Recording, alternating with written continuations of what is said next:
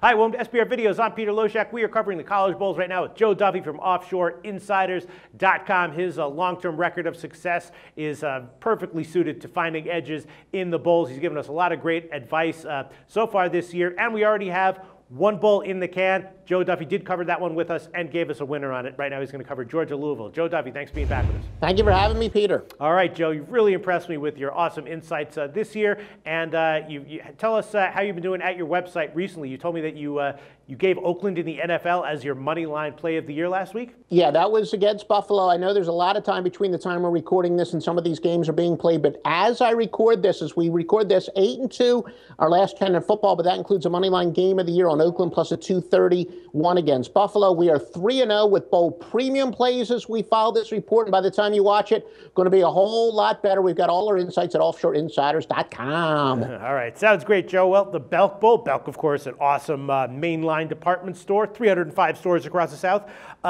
Georgia and Louisville, right? Louisville's a 6.5 point or 7 point underdog. Totals all over the place, 56, 56.5, or 57. You know, both these teams were 7-5 against the spread on the year, so slightly undervalued. You know, Georgia was a strong under-trender, but 9-3 over-under on the year, but 2 out of their last 3 games went under, and Louisville was kind of wacky with their totals. They closed the year on a run of 4 straight overs after having been a strong under-trender to start the year. So the question, I guess, is just how much of a talent edge does Georgia have here, and how much of a motivational maybe disappointment is this bowl for them? I'm not exactly sure what's shaking this game, Joe. Yeah, well, Peter, that was the least enthusiastic commercial you've done for the sponsor there. You're not a big fan of Belk, I would take it. The truth is, I didn't, before I researched this bowl, I didn't even know that Belk was a department store. I guess they're only in the South, right? Yeah, I think I've seen them when we've traveled. We travel through North Carolina a lot, but I'm not a much of a shopper, so I don't know. I know restaurants, but department stores I don't know. My hunch is actually Belk is actually a pretty shitty department store company, but I don't know. Maybe, you know, who knows? I mean, what do you think?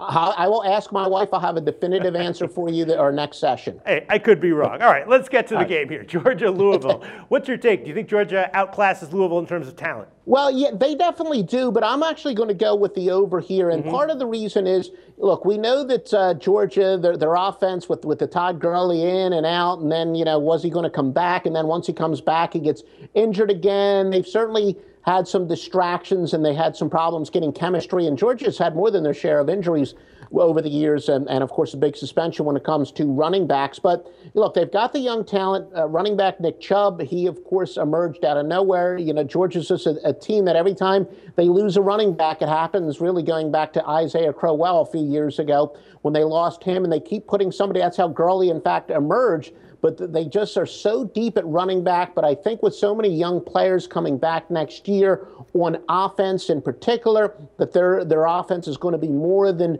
fired up for this. Plus the time off should benefit them because, you know, they can really deal with all those chemistry issues they had. And remember, the quarterback Hudson Mason, this is his final game, but he paid his dues. He sat on the bench for a long time, so I don't think this game is going to be anticlimactic for him. Somebody who paid his dues, I think, is really going to want to go out on a high note. And really one of the big stories here, Devontae Parker, we talked about him. I think we previewed the first game of the year against Miami, and we talked about how important he is. In the games against Power 5 teams in which he played, they averaged 278 passing yards per game. In the games without him against the Power 5 teams, they only averaged 195.4 yards and 6.3 yards per pass attempt, which was much better with him than without him. So with Parker in the lineup for Louisville, with Georgia, with them finally getting a little chemistry because of the time off, I look for both of these offenses to do well. Neither one of the defenses are very good. All right, interesting read, Joe Duffy. This one definitely had me very confused. It's going to be a complete pass for me. Joe Duffy liking the over 56 in the Belk Bowl. Maybe I'll tail that. Thanks, Joe. The SBR Network offers free sports picks and game breakdowns, big money free betting contests year-round, a real-time Vegas-style odds monitoring service, and much more. So come see for yourself. To stay updated on SBR news and promotions, follow us on Twitter, Facebook, and Google+, and do be sure to subscribe to the Sportsbook Review YouTube channel to catch all our daily sports shows.